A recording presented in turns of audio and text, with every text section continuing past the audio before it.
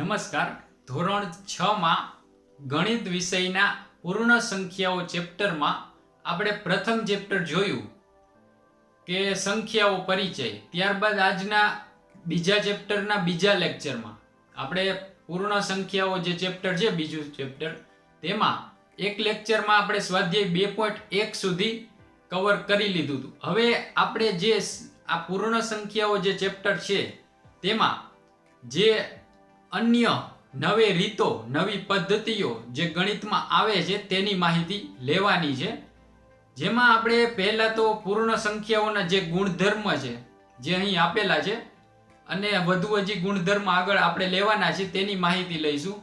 ત્યારબાદ ઉદાહરણો આવશે અને સ્વાધ્યાય 2.2 સુધી આજના લેક્ચરમાં આપણે ભણવાના છીએ. જે આજે હવે શરૂઆત કરીએ કે પૂર્ણ સંખ્યાઓના ગુણધર્મ.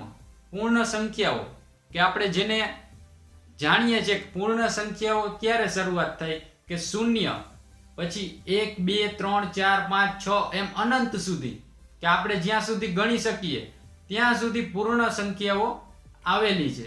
તો હવે પૂર્ણ સંખ્યાઓ એના અમુક ગુણધર્મ છે એ જોઈ લઈએ કે પૂર્ણ સંખ્યાઓનો સરવાળો પૂર્ણ સંખ્યા જ મળે છે. પૂર્ણ સંખ્યાઓનો સરવાળો. પૂર્ણ સંખ્યા એટલે કઈ સંખ્યા? અહીં તમને દર્શાવું. પૂર્ણ સંખ્યા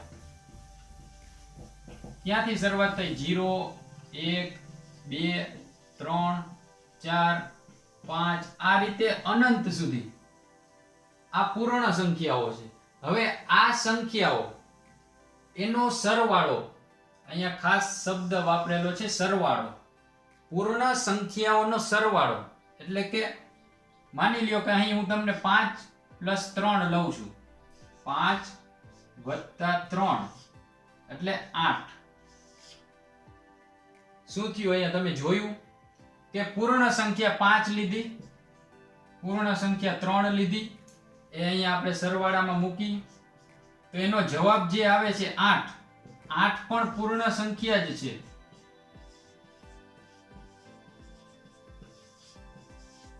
હવે સમજાણું કે આ ગુણધર્મ શું કહેવા માંગે છે કે બે પૂર્ણ સંખ્યાઓ, આ એક પૂર્ણ સંખ્યા, આ બીજી પૂર્ણ સંખ્યા, એનો સરવાળો જે અહીં આપણે કર્યો છે, જે મળે છે સંખ્યા એ 8 અહીંયા આપણે ઉદાહરણ તરીકે લીધી છે, એ પણ પૂર્ણ સંખ્યા જ મળે છે. જે આપણે 8 મળી એ પણ પૂર્ણ સંખ્યા જ મળે છે. એટલે પ્રથમ ગુણધર્મ હવે તમને સમજાઈ ગયો હશે કે પૂર્ણ સંખ્યાઓ કે 0 થી લઈને અનંત સુધી એનો સરવાળો પૂર્ણ સંખ્યા જ મળે છે. હવે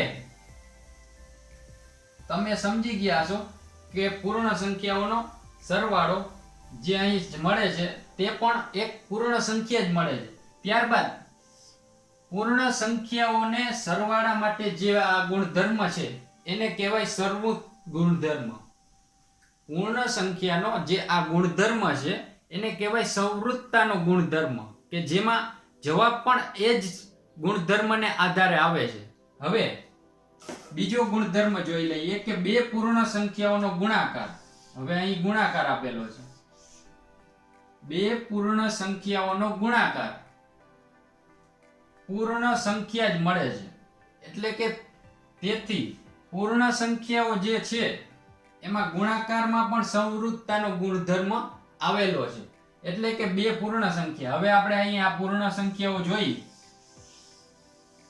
એનો ગુણાકાર એટલે કે 5 × 3, આપણે અહીં 5 + 3 લીધું હતું જે સરવાળાનો ગુણધર્મ સૂચવતો હતો. હવે અહીં આપણે ગુણાકાર લઈએ છીએ એટલે 5 × 3 એટલે જવાબ આવશે 15. હવે બે સંખ્યાઓ એટલે કે આ બે સંખ્યા જે પૂર્ણ સંખ્યા છે એનો ગુણાકાર એ પણ પૂર્ણ સંખ્યા જ મળે છે. એટલે કે અહીં 15 છે એ પણ પૂર્ણ સંખ્યા જ છે.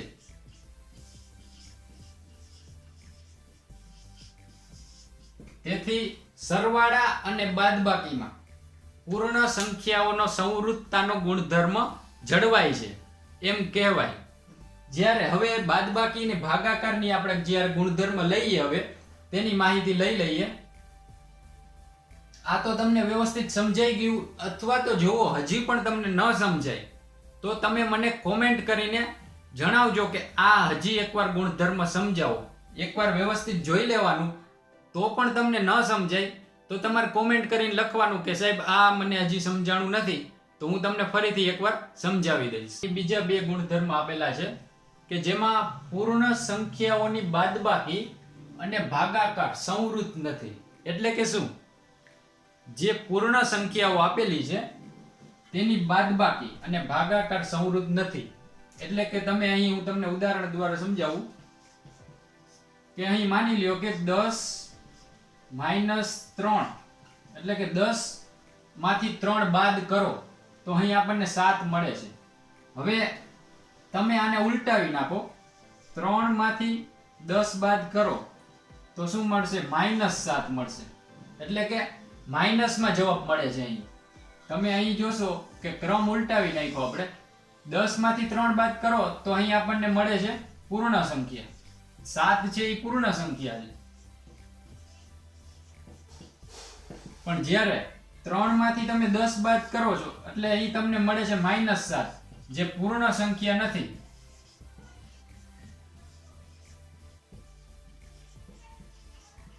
માઇનસ જે સંખ્યાઓ આવે એટલે કે -3, -3, -4, -5 એટલે કે -3, -4, -5 આ રીતની જે માઇનસમાં જે સંખ્યાઓ આવે એ પૂર્ણ સંખ્યાઓમાં સમાવેશ થતો નથી.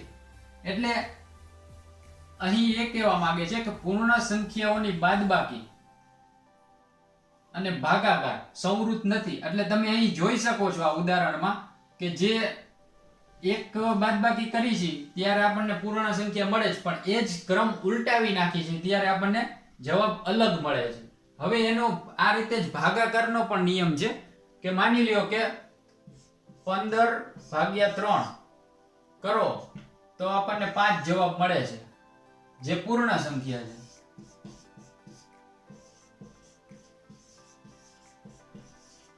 15/3 કરશો એટલે આપણને 5 જવાબ મળે છે, જે પૂર્ણ સંખ્યા છે.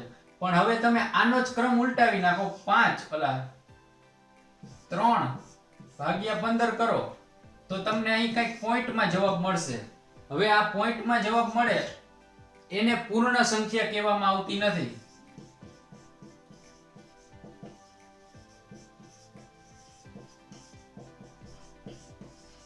જે તમને અહીં પોઈન્ટમાં જવાબ મળશે એને પૂર્ણ સંખ્યા કહેવામાં આવતી નથી. પૂર્ણ સંખ્યામાં માત્ર ને માત્ર 0 થી લઈ 1, 2, 3, 4, 5 એ જ સંખ્યાઓ આવે છે. એમાં માઇનસ સંખ્યાનો પણ ઉમેરો નથી થતો અને 0 પોઈન્ટ સમથિંગ જે કોઈ સંખ્યા આવે તેનો પણ આમાં સમાવેશ નથી થતો. એ ખાસ યાદ રાખવું.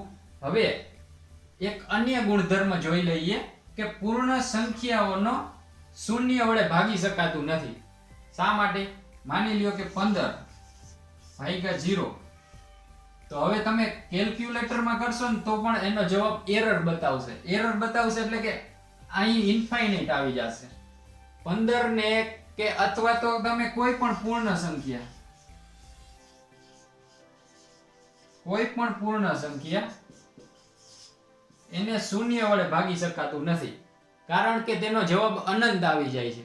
એટલે કે તમે કોઈ પણ સંખ્યાને 0 વડે ભાગી શકાતું નથી. હવે આપણે જે નેક્સ્ટ જે ગુણધર્મ છે તે પણ જોઈ લઈએ કે પૂર્ણ સંખ્યાઓનો સરવાળો એના પછીનો ગુણધર્મ છે. પૂર્ણ સંખ્યાઓના સરવાળામાં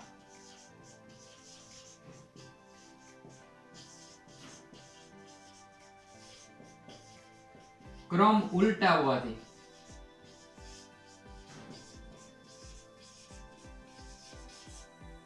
જવાબમાં કોઈ ફેરફાર થતો નથી.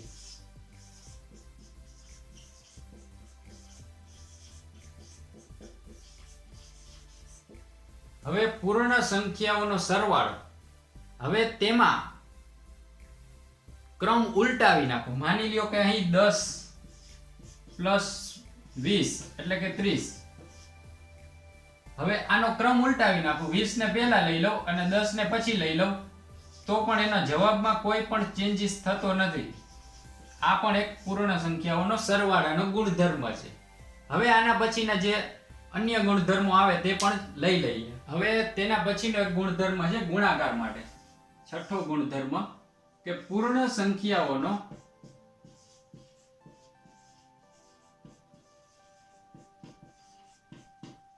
ગુણાકારમાં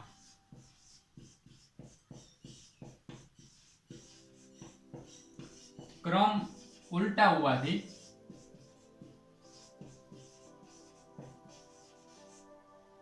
તેના જવાબમાં કોઈ ફેરફાર થતો નથી.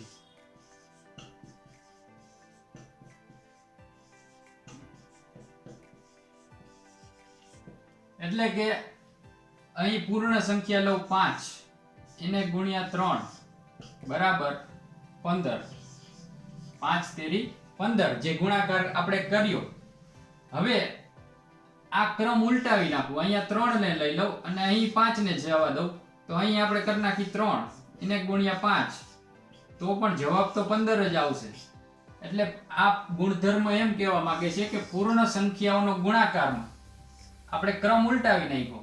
પહેલા શું હતું, 5 પહેલા હતા અને 3 પછી હતા. હવે અહીં આપણે 3 પહેલા લઈ લીધા અને 5 પછી લીધા તો પણ એના ગુણાકારમાં કોઈ ફેરફાર નથી થતો.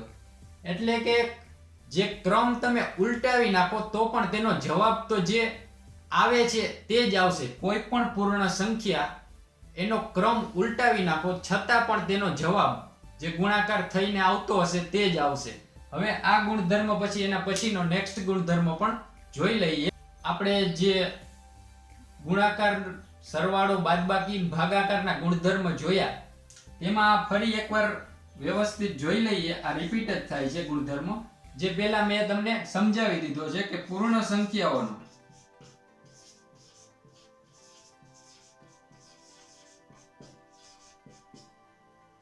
બાદબાકી અને ભાગાકાર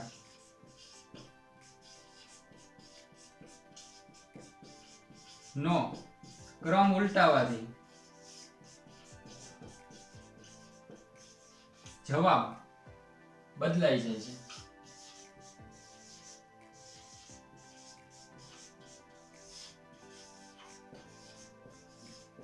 હવે આપણે જાણીએ છીએ, મેં તમને હમણાં જ સમજાવ્યું કે પૂર્ણ સંખ્યાઓની માઇનસ આપણે 10 - 3 કરીએ તો 7 જવાબ આવે છે, પણ તેનો ક્રમ ઉલટાવી નાખો, 3 - 10 કરો તો શું આવે, -7 જવાબ આવે. આ મેં તમને હમણાં જ સમજાવ્યું કે તમે જોઈ લો કે પૂર્ણ સંખ્યાઓની બાદબાકી અને ભાગાકારમાં પણ મેં સમજાવ્યું કે 15/3 કરશો તો તમને 5 જવાબ આવશે, પણ 3/15 કરશો તો તેનો કંઈક પોઈન્ટમાં જવાબ આવતો હશે. તો હવે પૂર્ણ સંખ્યાઓનો જે બાદબાકી અને ભાગાકારમાં તમે જ્યારે ક્રમ ઉલટાવો છો ત્યારે તેના જવાબમાં પણ ફેરફાર થાય છે, જે આ એનો લાસ્ટ ગુણધર્મ હતો. હવે આપણે જે અન્ય ઉદાહરણો છે તે પણ જોઈ લઈએ અને નવી રીતનો પણ ઉપયોગ કરીને ગુણાકાર અને ભાગાકારને સોલ્વ કરવાની આપણે અહીં માહિતી મેળવી લઈએ. હવે અહીં 2 ઉદાહરણ આપેલા છે જેની માહિતી આપણે લેવાની છે. જેમાં પ્રથમ આપણે ઉદાહરણ 5 જોઈએ કે જેમાં એક સ્કૂલ કેન્ટીનમાં દરરોજ ભોજન માટે 20 રૂપિયા. આપણે છે ને જ્યારે પણ એક્ઝામ્પલ સોલ્વ કરીએ ને ત્યારે આખી રકમ એક સાથે નહીં વાંચવાની. જેટલું પ્રથમ આપણને કહેવામાં આવેલું હોય ને એ અહીં ઉકેલમાં લખી નાખવાનું.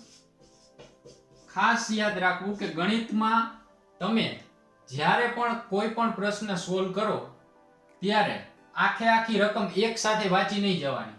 અહીં શું કીધું છે, પ્રથમ તેની જ માહિતી લખી નાખવાની કે ભોજન માટે 20 રૂપિયા. એક દિવસના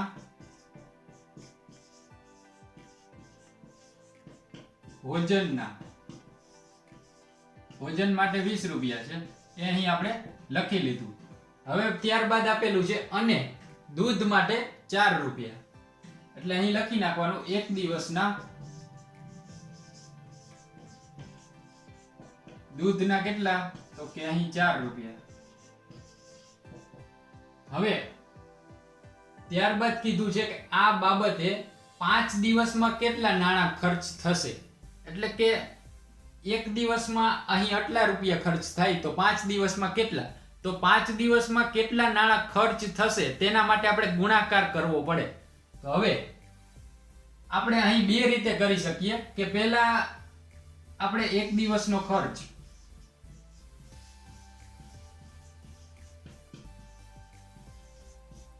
એટલે કેટલો થશે કે આ બેનો સરવાળો એટલે 24. એક દિવસમાં 24 રૂપિયા ખર્ચ થશે તો 5 દિવસમાં કેટલા, એટલે 5 દિવસ માટે 24 ગુણ્યા 5 એટલે એનો જવાબ આવશે 20. 5 ચોક 20 નું શૂન્ય વત્તા 2 5 દુ 10 ને 2 12 120 રૂપિયા એક દિવસનો ખર્ચ થયો. 5 દિવસનો ટોટલ ખર્ચ 120 રૂપિયા થશે. 5 દિવસનો તમે અહીં જોવો તો ટોટલ ખર્ચ 120 રૂપિયા થશે, એક દિવસના 24 રૂપિયા. હવે તમને એક બીજી રીત પણ અહીં એક્ઝામ્પલમાં આપણે કરી શકીએ કે આ રીતે 5 ટોટલ 5 દિવસ. હવે એક દિવસનો ખર્ચ કેટલો છે 20 રૂપિયા આના અને 4 રૂપિયા આના. તો હવે 5 ગુણ્યા 20 વત્તા 4 ગુણ્યા 5. હવે તમને ખબર પડી ગઈ હશે કે 20 50 100 પ્લસ 5 ચોકુ 20 એટલે છેલ્લે અંતે જવાબ તો 120 જ આવશે કે જે 5 દિવસનો ખર્ચ છે. તમે પહેલા આનો સરવાળો કરી લ્યો અને પછી ગુણાકાર કરો, અથવા તો અહીં સરવાળો મૂકો અને અહીં ગુણાકારના નિયમના આધારે 5 આને પણ ગુણશે 20 ને અને 5 4 ને પણ ગુણશે. એ રીતે પણ તમે કરી શકો છો, જે અહીં આપણે બંને રીત આપણે જોઈ લીધી. હવે એના પછીનો છે વિભાજનના ગુણધર્મના આધારે 12 ગુણ્યા 35 કરો. વિભાજનનો ગુણધર્મ એટલે શું કે અહીં પહેલા તમે વિભાજનનો ગુણધર્મ સમજી લ્યો. વિભાજન એટલે શું કે એના ભાગ પાડવા. વિભાજનના ગુણધર્મના આધારે ગુણાકાર કરવાનો છે, ભાગ પાડવાના.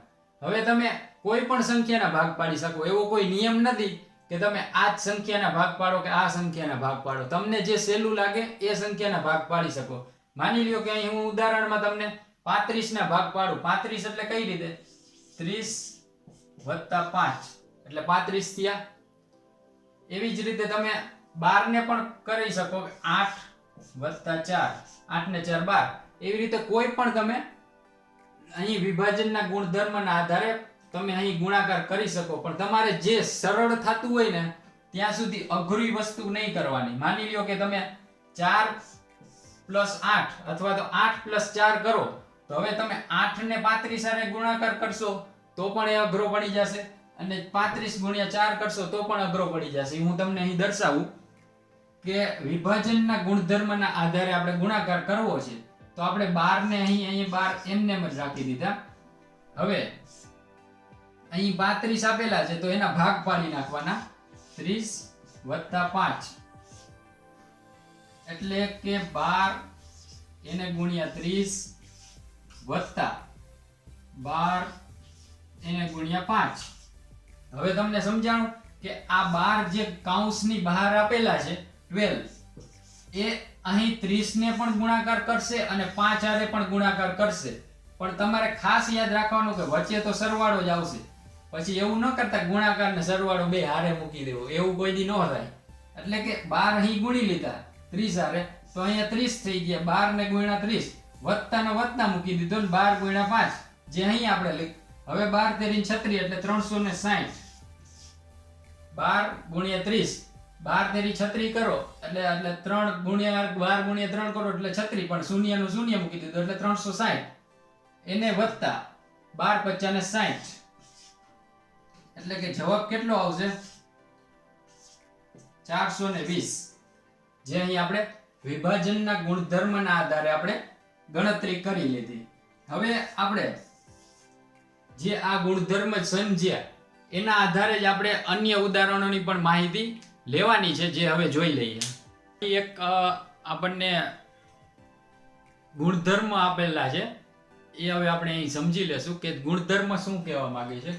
કે સરવાળા અને ગુણાકાર માટે એકમ ઘટક, એટલે કે સરવાળો, કોઈ પણ પૂર્ણ સંખ્યાનો સરવાળો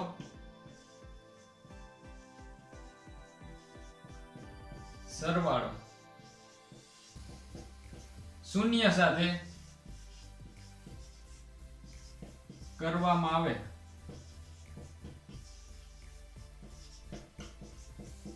તો તેનો જવાબ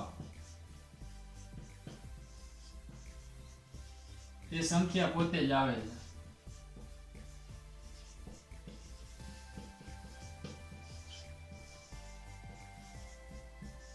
હવે આ જે ગુણધર્મ છે એ સમજો કે કોઈ પણ પૂર્ણ સંખ્યા, માની લ્યો કે હું અહીં 6 લઉં છું, આ એક પૂર્ણ સંખ્યા છે, તેનો શૂન્ય સાથેનો સરવાળો, આ સરવાળો શૂન્ય સાથે કર્યો તો એમાં જવાબ આવશે 6 જ, એટલે કે 0. કોઈ પણ પૂર્ણ સંખ્યામાં 0 તમે ઉમેરો તો તેનો જવાબ જે સંખ્યા છે તે પોતે જ આવશે, જે આ એક ગુણધર્મ છે. એટલે કે શૂન્ય એ પૂર્ણ સંખ્યાઓના સરવાળા માટે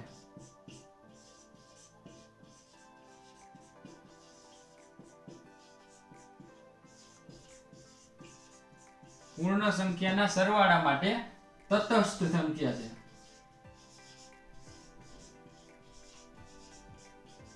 તમે પૂર્ણ સંખ્યામાં શૂન્ય ઉમેરો અથવા તો ન ઉમેરો, તેની સંખ્યામાં કાંઈ સરવાળામાં જવાબમાં કોઈ ફેરફાર થતો નથી, જે સાદી અને સિમ્પલ ભાષામાં આ કહેવા માંગે છે.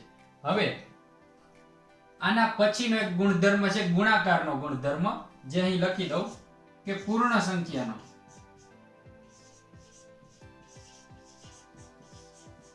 ગુણાકાર શૂન્ય સાથે કરવાથી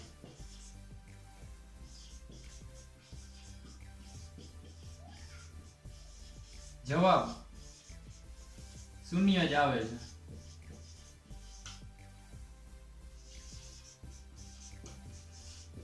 એટલે કે કોઈ પણ પૂર્ણ સંખ્યા લઈ લ્યો, માની લ્યો કે અહીં હું 16 લઉં છું, હવે એનો 0 સાથેનો ગુણાકાર કરો, 16 ગુણ્યા 0 તો એનો જવાબ થશે 0. આ રીતે તમે કોઈ પણ સંખ્યા એનો ગુણાકાર 0 સાથે કરો તો તેનો જવાબ 0 જ આવે. હવે આના પછીનો એક ગુણધર્મ છે ગુણાકારનો, તે પણ જોઈ લઈએ. હવે ગુણાકારનો ગુણધર્મમાં કે પૂર્ણ સંખ્યાનો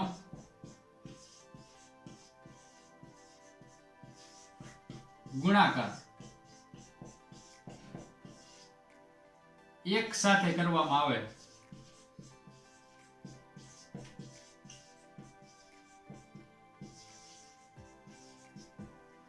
તો તેનો જવાબ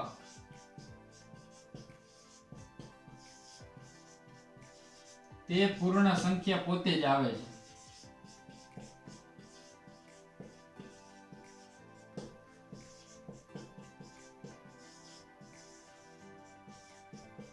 એટલે કે હવે તમે અહીં સમજો કે 20 લીધા મેં, એને ગુણ્યા 1 કરું, 20 એને ગુણ્યા 1 તો તેનો જવાબ આવશે 20 જ.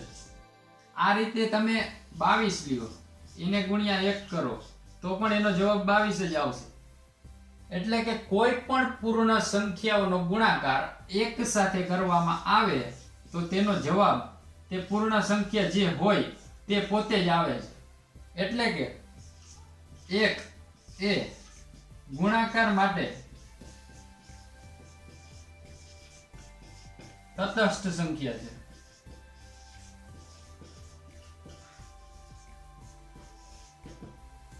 હવે સમજાઈ ગયું કે 1 ની સાથે કોઈ પણ ગુણાકાર કરો કોઈ પણ સંખ્યાનો તો તે સંખ્યા પોતે જ જવાબ આવે છે. અને સરવાળામાં જ્યારે આપણે જોયું હતું કે શૂન્ય કોઈ પણ સંખ્યામાં ઉમેરો તો તેનો જવાબ જે સંખ્યા હોય તે પોતે જ આવે છે. હવે આના પછી આપણે સ્વાધ્યાય 2.2 માં આપેલા ઉદાહરણોની માહિતી લઈ લઈએ. હવે સ્વાધ્યાય 2.2 નો જે પ્રથમ પ્રશ્ન છે કે સંખ્યાઓને યોગ્ય રીતે ગોઠવી સરવાળો કરો. હવે તમે જાણો જ છો કે સરવાળાનો ક્રમ કોઈ પણ રાખો તેનો જવાબ તો તે જ આવવાનો છે, પણ તમે અહીં વ્યવસ્થિત ગોઠવીને અહીં આપણે કરીએ સરવાળો કે 837, ત્યારબાદ આપણે લેશું 363, એના પછી લેશું 208.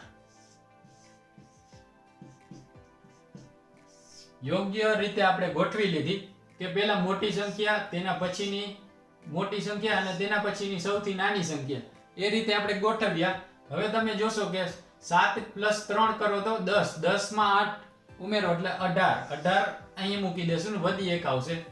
જ્યારે 6 ને 3 9, 9 માં 1 ઉમેરી એટલે 10 પ્લસ અહીં 1 વધી આપણે ઉમેરી દેશું.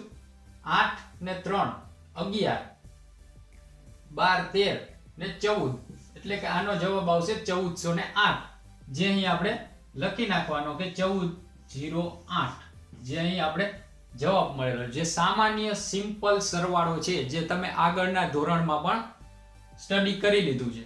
હવે એ જ રીતે અહીં આપેલો છે કે પહેલા આપણે જોઈ લઈએ કે આ બે મોટી સંખ્યા છે તેને લખી લઈએ.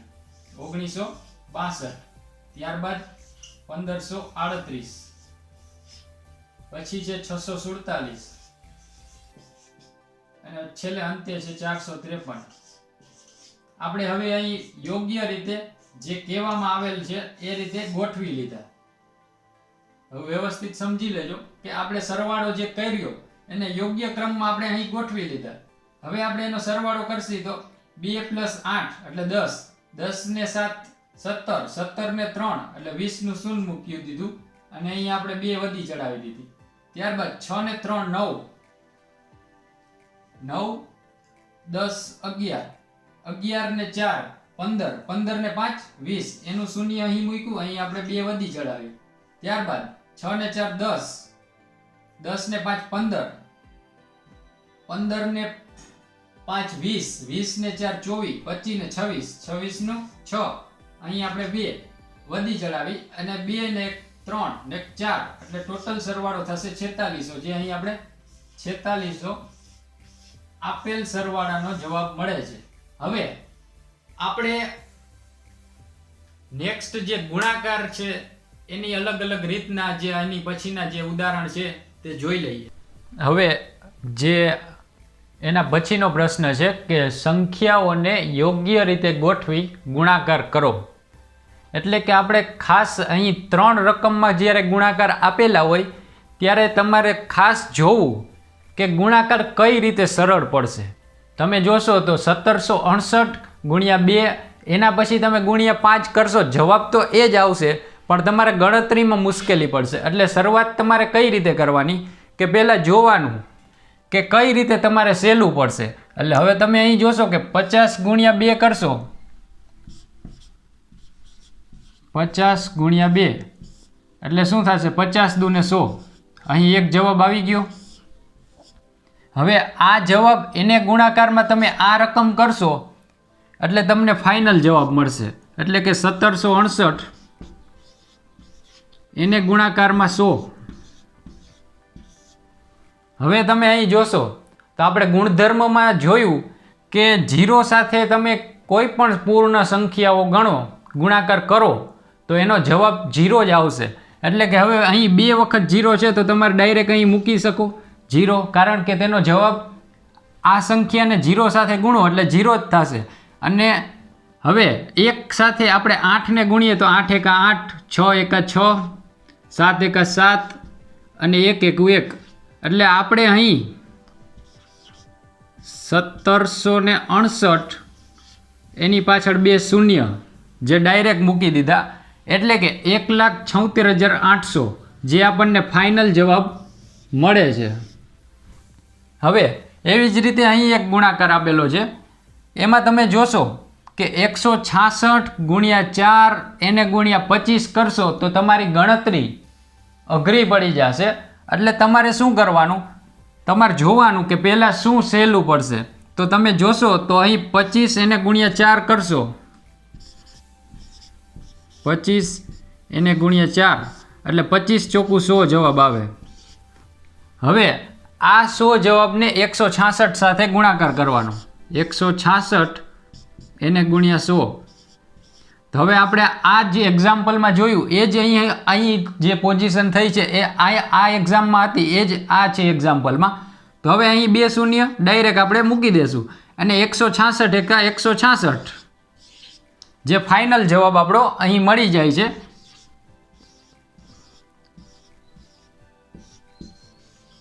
16,600. ત્યારબાદ હવે આ ટાઈપની રકમ આપેલી હોય તો એમાં શું કરવું? 291 ગુણ્યા 8 એને ગુણ્યા 125. ગુણાકાર તમે કોઈ પણ રીતે કરી શકો, પણ તમારે સરળ રીતે કરવો એના માટે તમારે થોડુંક જોવાનું કે 125 ગુણ્યા 8 કરશો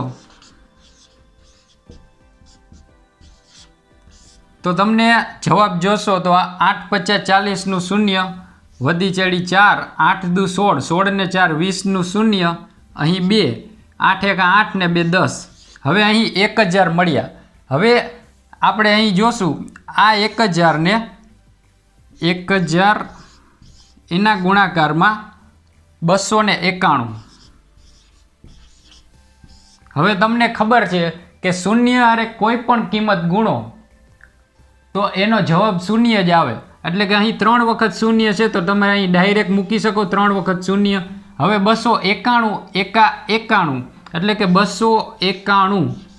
એમાં કોઈ એક સાથે કોઈ પણ ગુણો, આપણે એ ગુણધર્મ પણ જોયેલો છે કે ગુણાકારમાં એક સાથે કોઈ પણ સંખ્યા ગુણવામાં આવે તો તેનો જવાબ જે સંખ્યા છે તે પોતે જ આવે. એટલે કે અહીં 291 ને એક સાથે ગુણો તો 291 જ આવે. એટલે કે અહીં આપણે જવાબ આવશે 2,29,100 જે આપણો ફાઇનલ જવાબ છે, જે આ 3 સંખ્યાનો ગુણાકાર કરીને મળે છે. એ જ રીતે આપણે આ 3 સંખ્યાનો પણ ગુણાકાર અહીં જવાબ મળે છે અને આ સંખ્યાનો ગુણાકાર પણ અહીં આપણે જવાબ મળે છે. હવે આપણે આના બાદના 3 એક્ઝામ્પલ હજી આ જ સેમ પેટર્નમાં આપેલા છે જે તમારે જાતે કરવાના છે અને તેનો જવાબ મને મેસેજ કરીને તમારે જણાવવાનો છે અથવા તો ગ્રુપમાં જણાવવાનો છે કે કઈ રીતે તમે એનો ગુણાકાર કર્યો. અને કદાચ તમને કોઈ પ્રોબ્લેમ આવે તો તમે કોમેન્ટ કરીને જણાવી દેજો, હું તમને એ પ્રોબ્લેમ સોલ્વ કરાવી દઈશ જ્યારે નેક્સ્ટ લેક્ચર લેવામાં આવે ત્યારે. હવે આના પછીના જે ઉદાહરણ છે તેની માહિતી લઈ લઈએ. સ્વાધ્યાય 2.2માં ત્રીજો પ્રશ્ન છે કે કિંમત શોધો. હવે અહીં આપેલા ગુણાકાર અને સરવાળાનું કોમ્બિનેશન છે. તો એમાં તમે જોશો તો અહીં સરવાળો, અહીં ગુણાકાર આપેલો છે, ત્યારબાદ અહીં સરવાળો છે અને ફરી અહીં ગુણાકાર આપેલો છે. હવે આપણે ગુણધર્મમાં જોઈ ગયા કે વિભાજનનો ગુણધર્મ જોયો હતો. તો એ વિભાજનના ગુણધર્મમાં શું હતું કે સરવાળો એની બહારના કૌંસમાં ગુણાકાર હતો. તો હવે તમને અહીં રકમ આપવામાં આવેલી છે જેમાં તમે જોશો તો અહીં પણ 297 છે અને અહીં પણ 297 છે. તો હવે આ 297 ને અહીં આપણે કોમન કાઢી લઈએ. 297 ગુણાકારની નિશાની એઝ ઇટ ઇઝ. મેં જ્યારે તમને ગુણધર્મ સમજાવતો હતો ત્યારે પણ આ સમજાવેલું છે. હવે અહીં કાઉન્સ, હવે આ કિંમત આપણે અહીં લખશું 17. અહીં સરવાળોનો નિશાની છે એ અહીંયા આપણે મૂકી દઈએ સરવાળો અને ત્યારબાદ છે અહીં 3 જે આપણે રકમમાં આપેલું છે તે જ અહીં લખ્યું છે. પણ આપણે કર્યું શું એ તમને ખાસ ખબર પડવી જોઈએ કે આ 297 અહીં પણ આપેલા છે અને 297 અહીં પણ આપેલા છે. તો આ 297 ને કોમન કાઢી ગુણાકારની નિશાની બહાર લીધી અને અહીં જે 17 કિંમત આપેલી છે તે અહીં લખી અને 3 આપેલા છે તે અહીંયા લખ્યા અને સરવાળાની નિશાની અહીંયા મૂકી દીધી. હવે આપણે હવે શું કરવાનું? 17 + 3 એટલે અહીંયા કેટલા થશે? 20 અને 297 અહીં એઝ ઇટ ઇઝ. હવે આ બંનેનો ગુણાકાર તમારો ફાઇનલ જવાબ મળશે. એટલે કે અહીં જુઓ 297 એને ગુણ્યા 20. હવે તમને ખબર છે કે શૂન્ય સાથે કોઈ પણ કિંમત મૂકો એને ગુણાકાર કરો તો એનો જવાબ શૂન્ય જ આવે. એટલે આપણે 297 ગુણ્યા શૂન્ય કરો તો એનો જવાબ શૂન્ય જ આવે. હવે આપણે અહીં 2 + 14, 14 નો 4 અને 1 અહીંયા 1 વધી મૂકી દઈએ. 9 દુ 18 ને 1 19 નો 9 વધી આવી 1, 2 દુ 4 ને 1 5. એટલે કે તમારો ફાઇનલ જવાબ 5940 જે તમારો અહીં જે રકમ આપેલી છે એનો અહીં ફાઇનલ જવાબ અહીં આપેલો છે, જે તમને ખબર પડવી જોઈએ કે શું કર્યું. પહેલાં 297 કોમન કાઢી લીધા, પછી આ બેનો સરવાળો કર્યો અને પછી જે ફાઇનલ અહીંયા જે આપણે શોધી લીધું એનો ગુણાકાર અહીં કરી અહીંયા જવાબ આપેલો છે. હવે એ જ રીતે અહીં બીજો દાખલો આપેલો છે, એમાં જોશો તો 54,279 અહીં પણ આપેલું છે 54,279.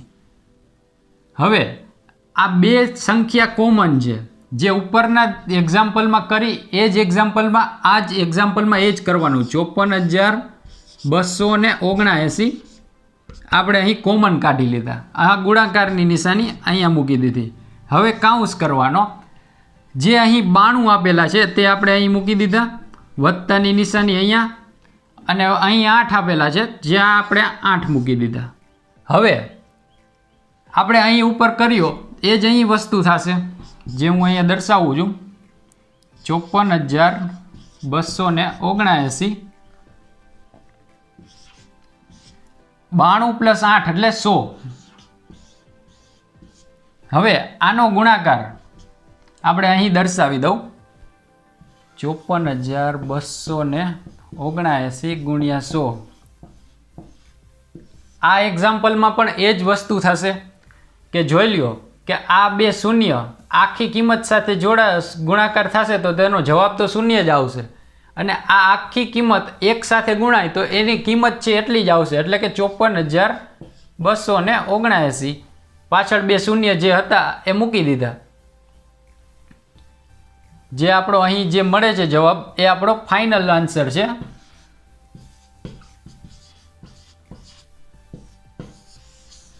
જ્યારે પણ તમે જવાબ આપો એક્ઝામ પેપરમાં તમારા ડિસ્ક્રિપ્શનમાં જ હોય છે, તો જવાબ તમારે લખતી વખતે ચોરસ બોક્સ દર્શાવવું, જેથી તમારું પ્રેઝન્ટેશન સારું રહે.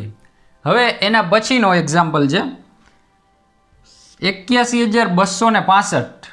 અહીં પણ આપેલા છે 81,265. તો આપણે કોમન સંખ્યા અહીં કાઢી લઈએ. 81,265 ગુણાકારની નિશાની જે અહીં આપેલી છે. હવે અહીં 169 આપેલા છે, એ પણ આપણે અહીં લખી લઈએ. હવે અહીંયા ચેન્જીસ આવે છે, તમે જોશો તો આપણે આગળના ઉદાહરણમાં અહીં સરવાળો આવતો હતો, પણ અહીં બાદબાકી આપી છે, તો તેમાં પણ એ જ પ્રોસેસ રહેશે જે સરવાળામાં રહેતી હતી. અહીંયા બાદબાકીની નિશાની છે તો તમારે અહીં બાદબાકી મૂકી દેવાની. ત્યારબાદ જે અહીં રકમ આપેલી છે તે આપણે અહીં મૂકી દઈશું. હવે આપણે આ જે રકમ કોમન કાઢી હતી એ તો એમને જ લખી લેશું, એને ગુણ્યા. હવે 169માંથી 69 જાય એટલે કેટલી કિંમત વધશે? 100. હવે આ રકમનો આપણે અહીં ગુણાકાર કરીએ કે 81,265 એને ગુણ્યા 100. તો હવે આ જ પ્રોસેસ અહીં પણ રિપીટ થશે. 0 0 જે 0 સાથે કોઈ પણ સંખ્યા ગુણી તો એનો જવાબ 0 જ આવે, અને 81,265 ગુણ્યા 1 એટલે એનો જવાબ પણ એ જ આવશે 81,265. તો હવે આપણે ફાઇનલ આન્સર શું મળે છે અહીંયા? 81,265 એની પાછળ ડબલ 0, જે આપણો ફાઇનલ જવાબ છે. હવે આપણે જે આના પછીના જે નેક્સ્ટ ઉદાહરણ છે તેની પણ માહિતી લઈ લઈએ. પ્રશ્ન નંબર 4 છે કે યોગ્ય ગુણધર્મનો ઉપયોગ કરી ગુણાકાર કરો. યોગ્ય ગુણધર્મો, આપણે જે ગુણાકારના ગુણધર્મ જોયા એના આધારે અહીં આપણે પ્રશ્ન પૂછવામાં આવેલો છે કે યોગ્ય ગુણધર્મનો ઉપયોગ કરી ગુણાકાર કરો. હવે હું તમને અહીં ગુણાકાર, આ એક રકમ ટોટલ અહીં 4 પ્રશ્નો આપવામાં આવેલા છે, એમાંથી આ એક પ્રશ્ન હું તમને કરાવું છું, એમાં અલગ અલગ રીતે ગુણાકાર કઈ રીતે થાય છે તે અહીં દર્શાવવામાં આવશે, અને બાકીના જે 3 પ્રશ્નો છે એ તમારે જાતે કરવાના છે. છતાંય તમને કોઈ પ્રોબ્લેમ આવે તો તમે મને જણાવી શકો છો, તો હું તમને નેક્સ્ટ લેક્ચરમાં એ ગુણાકાર ફરીવાર કરાવી દઈશ. પણ અહીં તમને 3 રીત જે તમને દર્શાવવામાં આવે તે તમે ધ્યાનથી સમજો.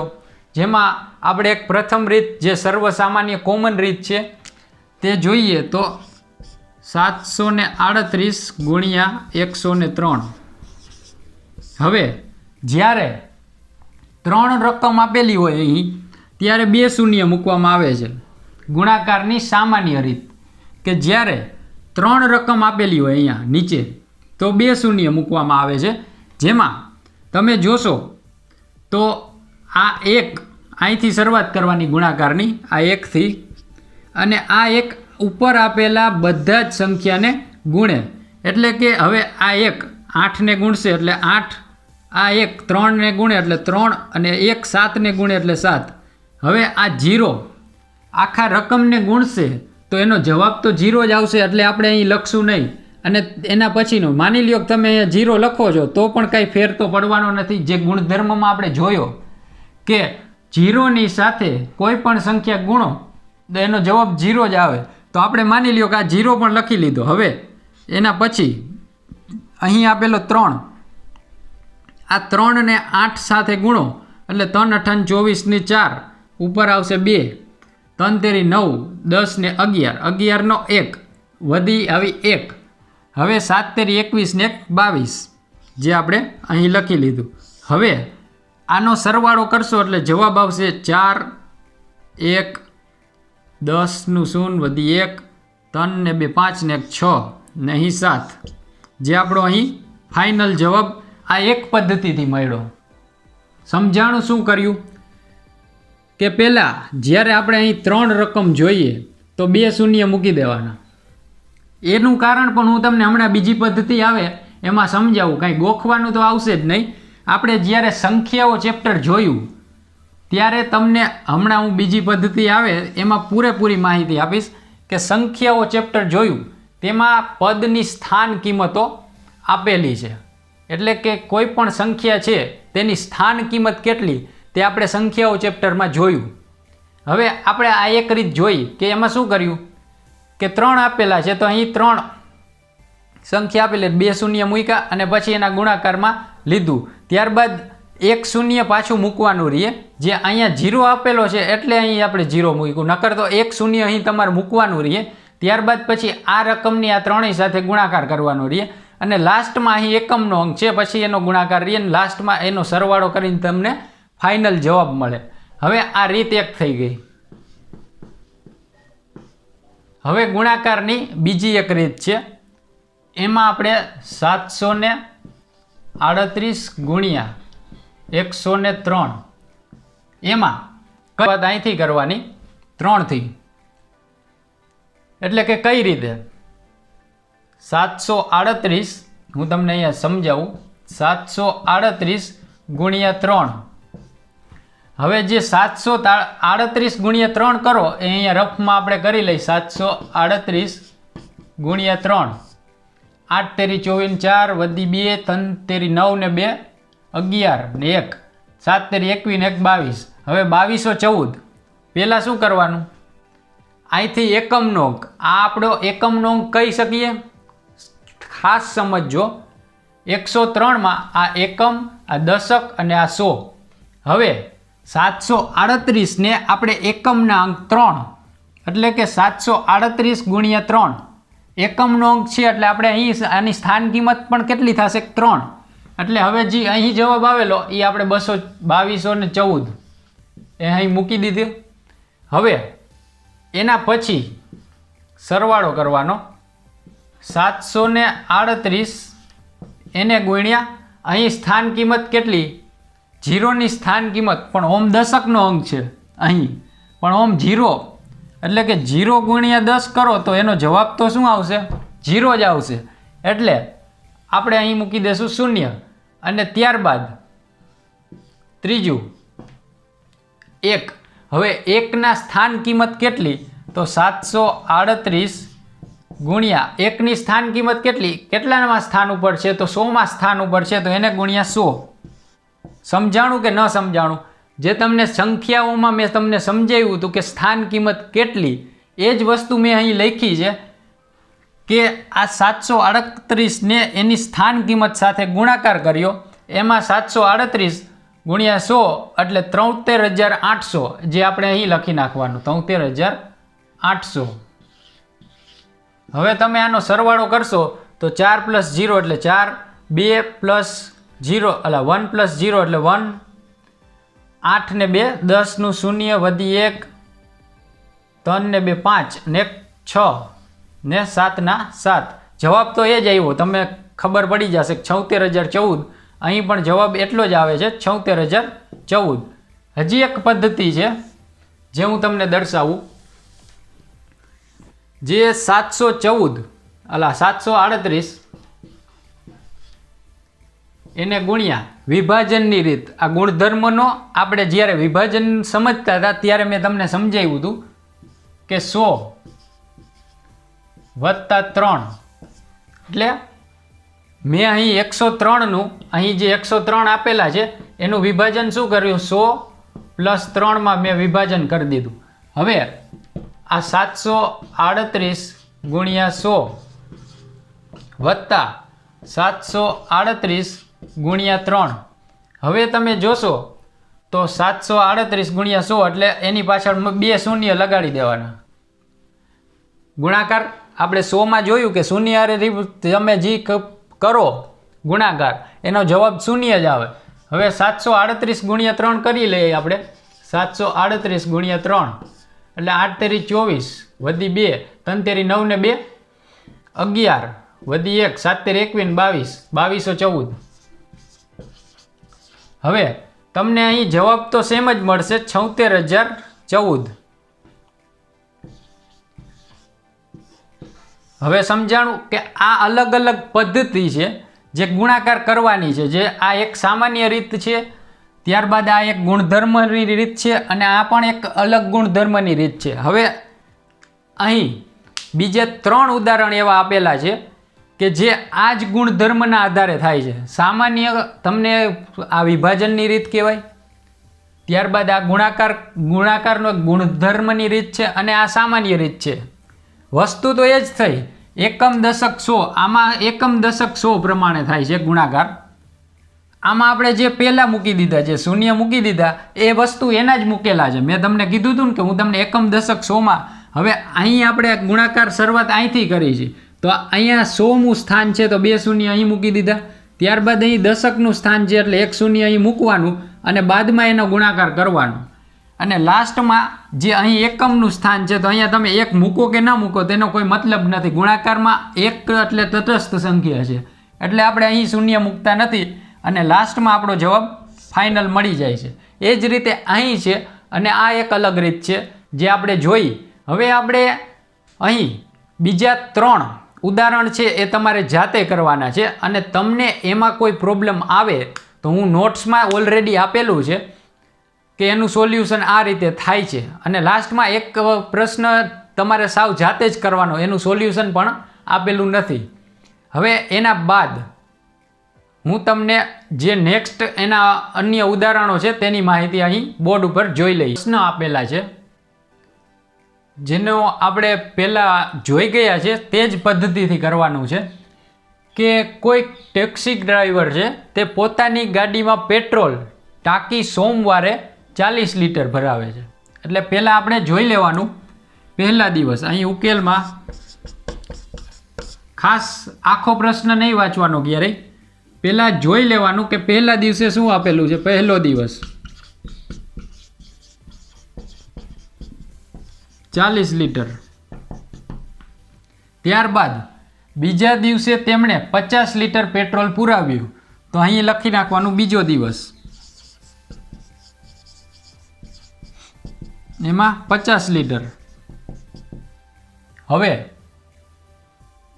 જો પેટ્રોલની કિંમત 65 રૂપિયા હોય પ્રતિ લીટર તો પેટ્રોલ પર કુલ કેટલો ખર્ચ કર્યો, એટલે કુલ પેટ્રોલ કેટલું પુરાવ્યું તેને.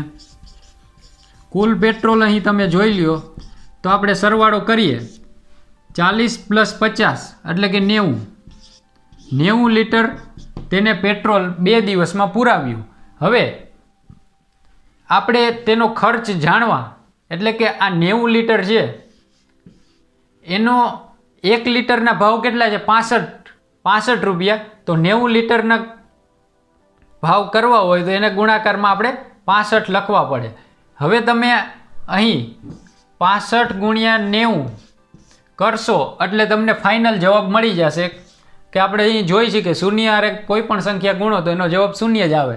હવે 9 × 5 = 45 નો 5, અહીં 4, 9 × 6 = 54 ને 4 = 58 એ અહીં આપણે લખી લીધા. હવે કુલ ખર્ચ એને પેટ્રોલ ઉપર 5,850 રૂપિયાનો કુલ ખર્ચ અહીં તેને કર્યો, જે આપણે આ રીતે ગુણાકાર કરીને અહીં દર્શાવી દીધો છે. હવે તમને સમજાણું હશે કે પહેલા દિવસે 40 લીટર પેટ્રોલ ભરાવ્યું, બીજા દિવસે 50 લીટર, એટલે ટોટલ કેટલું પેટ્રોલ ભરાવ્યું કે 90 લીટર. હવે આ 90 લીટર ના કેટલા રૂપિયા થશે તો તમારે પહેલાં જોવું પડશે કે 1 લીટરના ભાવ કેટલા છે તો કે 65 રૂપિયા. તો હવે 90 × 65 કરશો એટલે 5,850 જે ટોટલ તેનો પેટ્રોલ પાછળનો ખર્ચ દર્શાવે છે. ત્યારબાદ કોઈ દૂધવાળો છે એના પછીનો પ્રશ્નમાં એ હોટલમાં સવારે 32 લીટર આપે છે, એટલે આપણે અહીં ઉકેલમાં લખવાનું સવારે દૂધ કેટલું આપે છે તો કે 32 લીટર. ત્યારબાદ સાંજે 68 લીટર દૂધ આપે છે, તો અહીં આપણે દર્શાવી દીધું સાંજે 68 લીટર. હવે જો દૂધની કિંમત પ્રતિ લીટર કેટલા રૂપિયા છે 45 રૂપિયા પ્રતિ લીટર કેટલા છે 45 રૂપિયા.